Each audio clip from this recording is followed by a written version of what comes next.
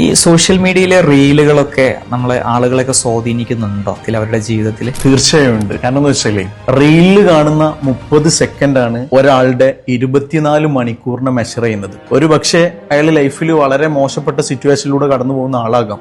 എന്നാലും ആളുകൾ മനസ്സിലാക്കുന്നത് ഈ 30 സെക്കൻഡ് ആണ് അവന്റെ ലൈഫ് എന്നുള്ളതാണ്. ഇത് കൊറോണയുടെ മുമ്പും ശേഷവും ഭയങ്കര ചേഞ്ച് വന്നിട്ടുണ്ട്.